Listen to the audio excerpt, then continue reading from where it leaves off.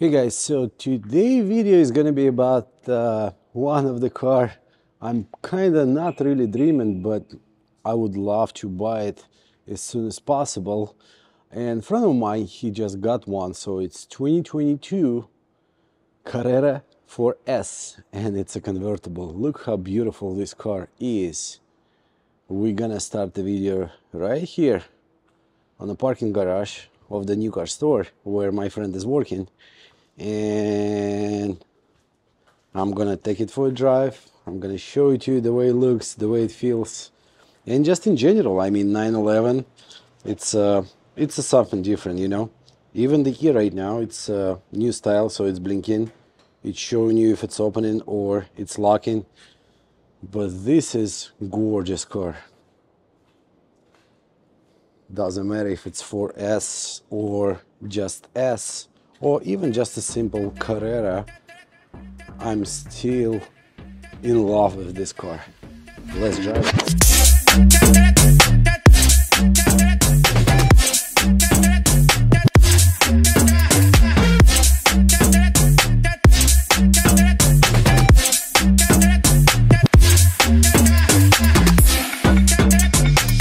So a little quick, let's go on the price. So 2024, and actually I did mistake. I told you that's a 4S because everywhere the sticker on the back and sticker on the key shows 4S, but in reality it's just a Carrera. It's not even S. It's just a Carrera rear wheel drive. I actually take a picture of the front axle, if there is any axle. No, there is only suspension. So it's a rear wheel drive, it's a convertible 911. And the price for this car at the auction is going between 120 and 125,000. And retail prices, I check it, it's only actually 5 or 7 cars available nationwide right now. 2024, about the same mileage, between I would say 10 and 20,000 miles on the car. So nationwide, this car going about 135,000 price. Used Porsche 911 convertible. And it's cool.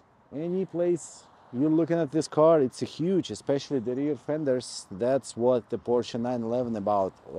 It's all about the look, the way it feels, the way it drives, and the way it looks. And I believe convertible, it's a really good choice. Even if it's a S, not 4S, even if it's just regular Carrera, so you basically paying a little bit less money on the car. You can change the rims, you can change the stickers on the back. It's still going to be Porsche, it's still going to be 911, and it's a wonderful car. But 130,000, 135,000 sticker price for this unit, is it worth it or not? Let me know what do you think about the 911 Porsche itself, and especially about 2022. I think white on black, it's always good choice. The white color, especially in California, it's gonna save you a lot of kind of headache, because when it's black you have to take care of the paint all the time, you have to cover it. That's what the people doing actually. But the white color, it's kind of eliminating that problem with faded paint, because yes, even 5 years old Porsche, I did see the clear fading in California if you're not covering, if you're not taking care of the paint properly. So interior of this car, pretty much simple. Some stuff like that, I have no idea where it came from. It's not the leather. Oh, it's leather. I cannot tell, but why it's such a bad condition right there? I don't know. So it's a little bit dirty. Like my friend say, he got it from the auction. He didn't do the detail on this car yet. We got wrench on right now, so it's basically waiting the service reset or change the oil, whatever my friend didn't do yet. The entertainment, multimedia, I mean, to be honest with you, it's really good. It's like an iPhone, but same time, I like simple thing, the way it used to be on the older Porsche. Still, there is a lot of stuff to play. Drive mode, normal, sport, sport plus. And I can hear it, the exhaust is opening, and sport plus, it just gonna get more power and all that stuff. So chassis, normal, sport, I think those are magnetic shocks, right? If I'm not mistaken. If you know what kind of shocks Porsche using, let me know in the comments below, please. Okay, multimedia. So what do we got in the multimedia? Serious exam. We can connect the phone. Blah blah blah. All kind of standard stuff. Even the Hyundai has the same. The navigation, is it easy to use it?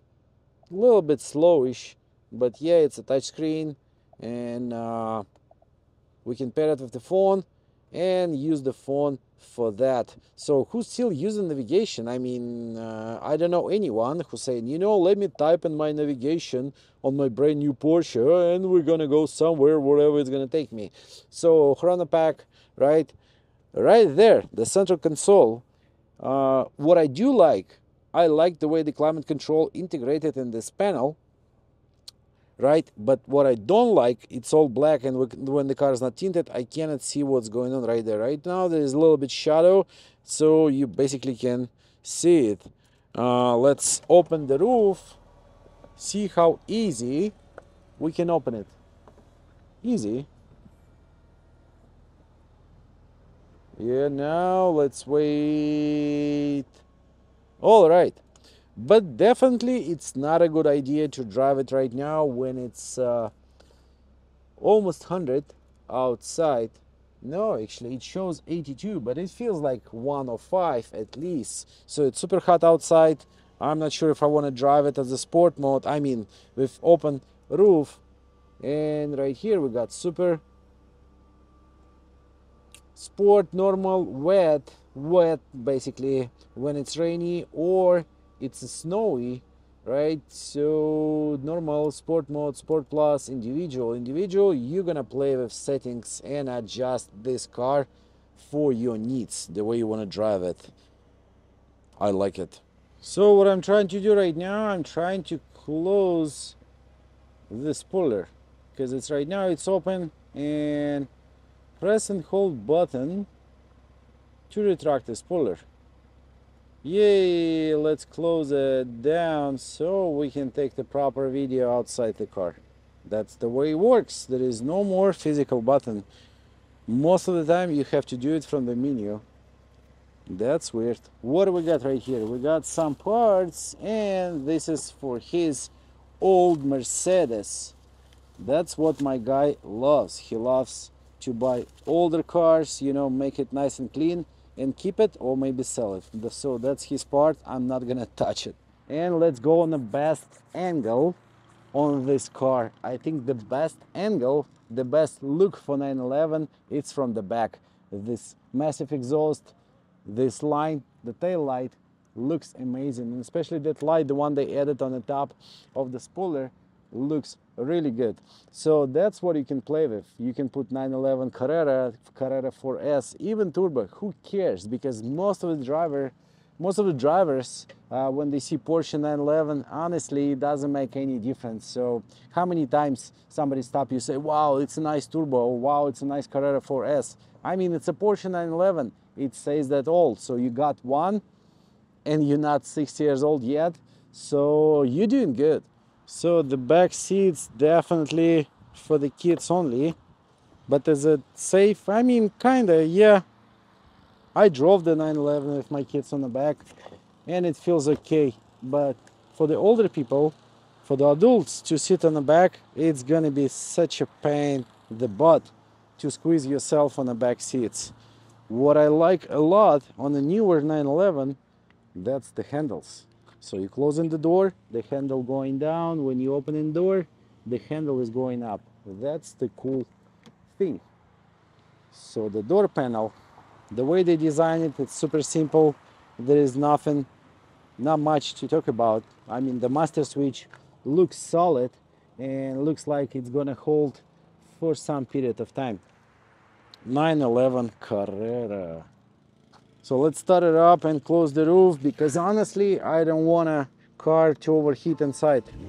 It's gonna get so warm I'm not gonna be able to drive it, so I have to cool it down. It's gonna take, I don't know how many seconds, 1 2 3 4 5 6 7, maybe like 7, no, actually like 10-12 seconds to close the roof and lift the windows up. I like the exhaust. I like 911. Sooner or later I'm gonna get one maybe to drive it. Or it's always like a choice for me, you know? If I'm gonna spend the money for the car I'm gonna buy and keep it, not sell it, I'm always thinking between Nissan GTR and 911. What's better to buy? What do you think? Is it better to buy 911, any edition about 120,000, 130,000, or it's better to buy a newer GTR? Which car you think is gonna keep more value on the price over the years? Porsche or Nissan GTR? So let's go on some interesting stuff. So we can use this kind of cup holder. It's not really cup holder, it's just some key holder, right? Or we can pull that thing out and we can put actual cup holder right there. That's something new for 911. And one cup holder, I have it right there. So there is some service records. That's good. That's what the new owners want. They want a service record. They don't care about, they do care actually, but service records, they usually helps a lot to sell 911 because any repair on this car, it's gonna cost a lot of money. So heated seats, cooled seats. Can I feel it? Yeah, I'm feeling it right now. So I like the way they designed this part, but it's gonna get a lot of dust and dirt right there. So it's better to have like some napkins, some wet napkins inside the car so you can always clean it and make it nice. Keep it in a great clean condition. What I'm thinking about the quality itself. The quality itself, I mean, 15,000 miles on the steering wheel, the leather kind of looks older, so am I gonna shampoo it a little bit, like detail, probably gonna help. But again, I'm not sure, I'm not a huge fan of 911 to search and look at the details, but I think this steering wheel, this leather on the steering wheel, not gonna hold for like, I don't know, 50,000. 60,000. That's why probably there is a huge market for the custom steering wheels. You can replace it, or you have to replace it, or you're really fan of the 911 and you need to replace it just, you know, to be more sporty, or maybe the carbon fiber. What do you think? I think the Porsche made this car the way the new owner can redesign it and add some new parts like the steering wheel. Steering wheel is basically nothing and it's not worth that much money, so you can buy some comfortable steering wheel the way you like it, the way you feel much nicer. So as always, I want to check the trunk compartment and engine. So the trunk compartment on the 911, honestly I don't understand why they put this stuff like that. I don't think it's the right place for the front plate. Maybe that's actually original one. It's the original one, but it's supposed to go lower. I mean, yeah, I do have a front camera, but why it's sitting such a ugly way? All right, so right here we got some parts, right, and some limited space on the trunk as always. 911, there is nothing to say about it, so you don't have to put parts there, or you don't have to put like the kids stuff, maybe just a little bit. Okay, let's open the trunk. All right, let's check on the engine what do we have access for and what we can do on that. Honestly, not that much. So we can check the oil, we can check the coolant added, and that's it. Any work you want to do in this car, you have to lift it up and take it to the shop. Or maybe do it yourself in the garage. That's what I need to do actually. I need to buy one of that and maybe fix it, build it myself, so I'm gonna have more knowledge on the way 911 works on the maintenance and the daily basis stuff. How come? How come I have a limited liability? I mean, I have a limited access to things like the engine. I want to see the engine. I just don't want to hear it. I want to see it and hear it same time. But Porsche limitation on access, just ruining my day today. So guys, what can I tell you? 911 2022, so it's almost brand new car, 15,000 miles on the clock. Basically, it's nothing.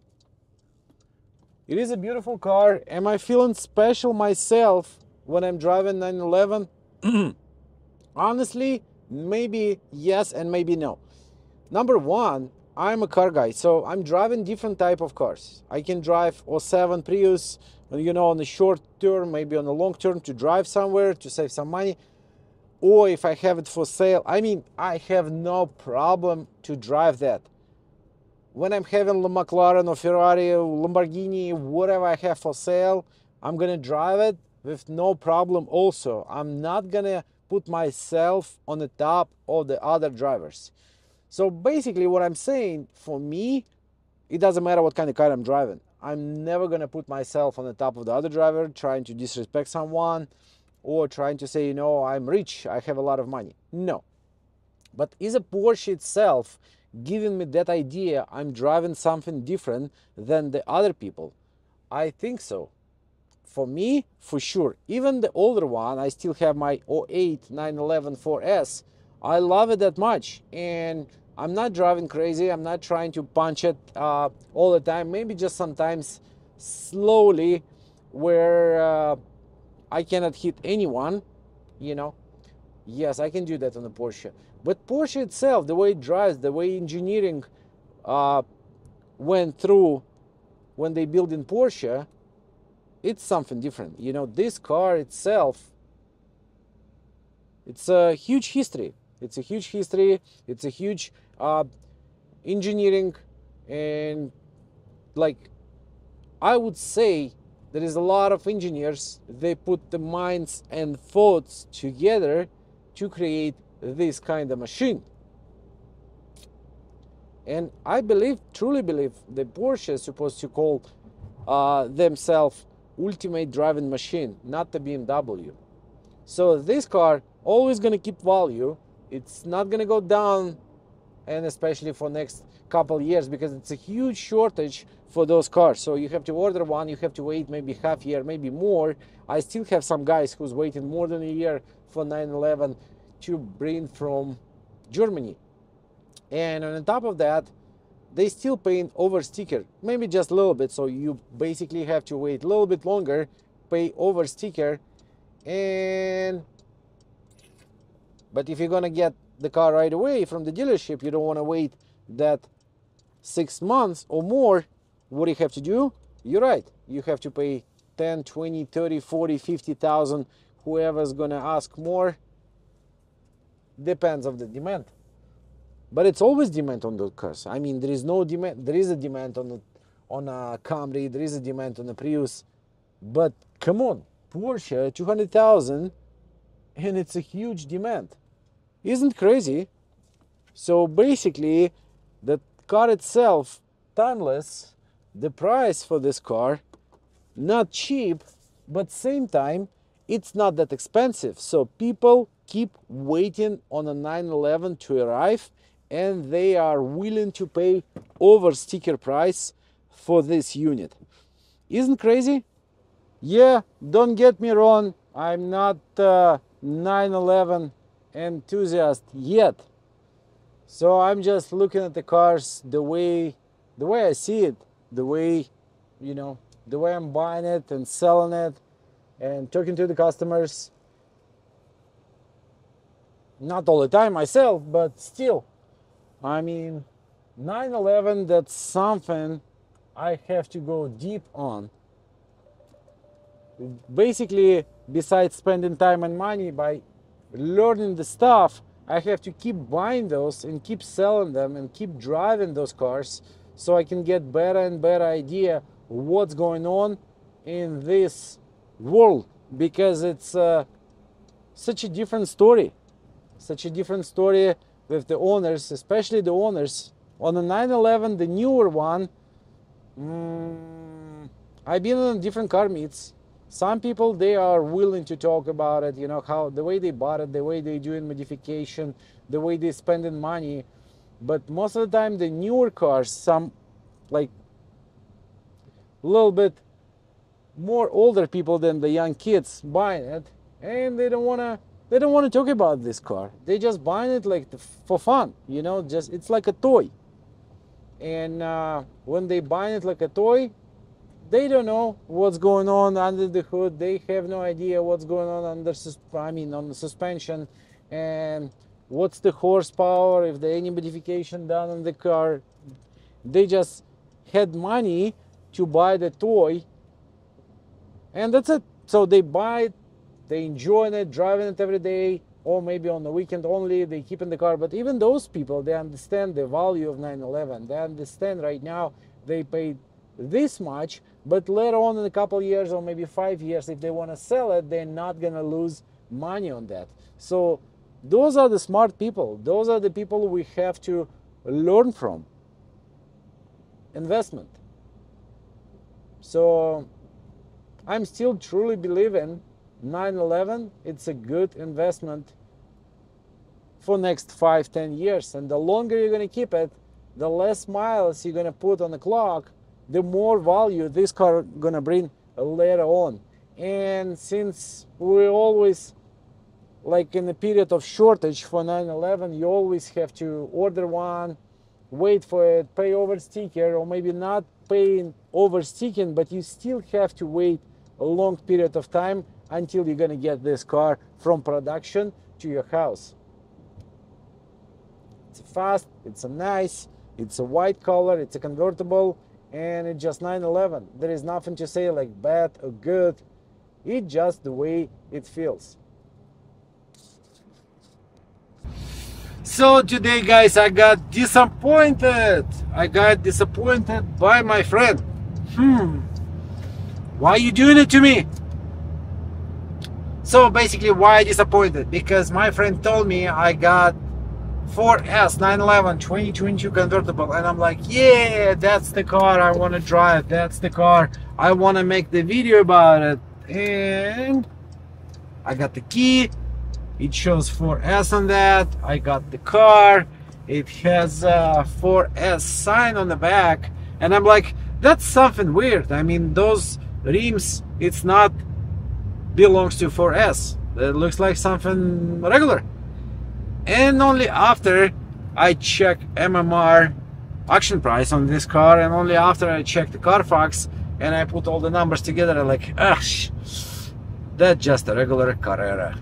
But still, it doesn't make this car looks bad or feels bad. It's still 911, perfect in any shapes, and there is nothing you can do about it. Yes, I want a little bit more quality. Yes, I might want a little bit more luxury inside this car, because it's 911 and I'm paying over 100,000 for it, and it's used car. So when you buy the new one, the least, I think the cheapest one you can buy, it's 160, 170. Whoever's selling it for any price, it's gonna sell, because it's demand, small amount of cars in stock, and if somebody do have it in stock, you have to pay top dollar for that. That's gonna be my disappointed point of the day today. But other than that, it was a beautiful day with a beautiful car. Thank you so much. Let me know what you think about this car. Okay, 360 camera. I like the way the front camera works, so I can see all the bumps before I'm gonna scratch my front bumper. And nice. So I have a loop, no parking sensors. This one, and I like 360. I mean, this super nice option, the one every low car is supposed to have, and the Porsche made it just perfect. So in general, 2022 Porsche Carrera convertible, 6-cylinder turbo, 379 horsepower. Nobody cares about MPG, everybody cares the way it drives. It drives amazingly good. It's a 911 famous car, and the only question, is it worth that kind of money or not? I believe it is worth it because you have no choice, buy it or not buy it. If you want to buy one, you have to spend money on that. The quality itself, I like the way it looks outside. I just don't like some plastics inside, and you know, the door panel, that leather on the top of that, the seats itself, it's kind of oldish style and maybe not that expensive the way the car goes. So the price for the car and the quality of this car inside, it's kind of not comparable, but it's a drivetrain, it's a, you know, suspension and all that feeling about 911, plus you got the convertible one, so it's a perfect for Malibu. That's why you're paying that price. But I believe, again, right now it's kind of hard to find a newer car in a great quality. Like, I'm thinking about the money. I'm thinking about, for example, you can buy the older Porsche for 15,000, right? 911 2000s. Yes, that car is gonna like fall apart, you know, all this plastic dried, and you have to replace this and that, it's oil leaking, but it's still 911, it still drives great, and it's gonna give you that Porsche feeling. But again, when you're going over 100,000 for the car, you expecting something different, something more. Maybe again, Porsche doing especially that kind of shortage on the car, and they not giving you a lot of information, like the way it's gonna look, the way it's gonna feel. It just short amount of cars available on the market. By doing that, they creating huge demand, like Range Rover. I mean, Range Rover, it's one of the 10 best-selling cars in the United States right now in July 2024. So Porsche, it's always on demand. It's not one of the best-selling car, but it's kind of huge demand on the car. When you're creating huge demand on the car, you can ask any price for this, and you can put any quality inside. I'm not talking about engine transmission. I'm talking about the way the seats and the plastic, the way it's all combined together to give it to you as a product. That's what I'm not sure about this. But overall, it's a Porsche 911 convertible. What else you can ask?